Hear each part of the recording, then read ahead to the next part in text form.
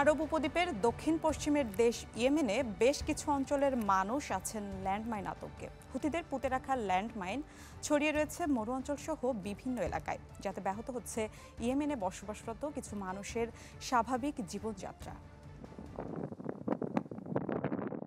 এক সময়ের শুকনো মরু ছেয়ে গেছে সবুজ ঘাসে, নিষ্প্রাণ মরুতে ফিরেছে প্রাণ।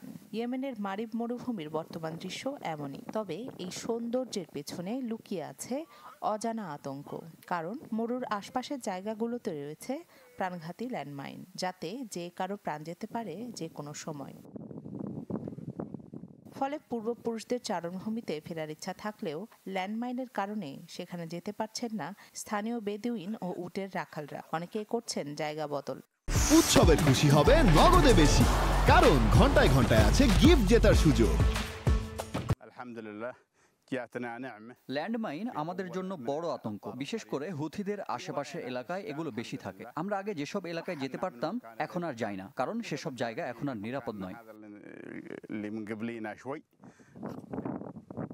বহু বছর ধরে চলা যুদ্ধ ও পরিবেশ বিপর্যয়ের কারণে কিছু এলাকায় সীমাবদ্ধ থাকার পর বেদুইনরা তাদের ঐতিহ্যবাহী জীবনধারা পুনরুদ্ধারের চেষ্টা করছেন।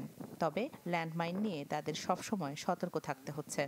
উত্তরাঞ্চল অনেকটা নিরাপদ হলেও দক্ষিণাঞ্চলে হরহামেশা ল্যান্ডমাইন বিস্ফোরিত হয়ে যাচ্ছে প্রাণ।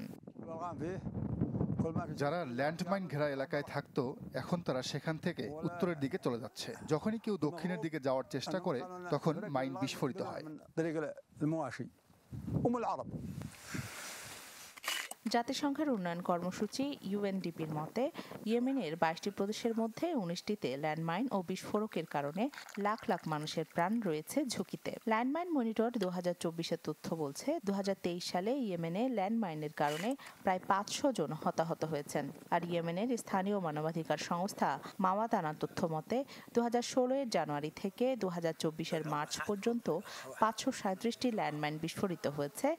এর মধ্যে ৯৬%ই হুথি গোষ্ঠীর পুঁতে রাখা। রাখি জেসমিন, চ্যানেল 24।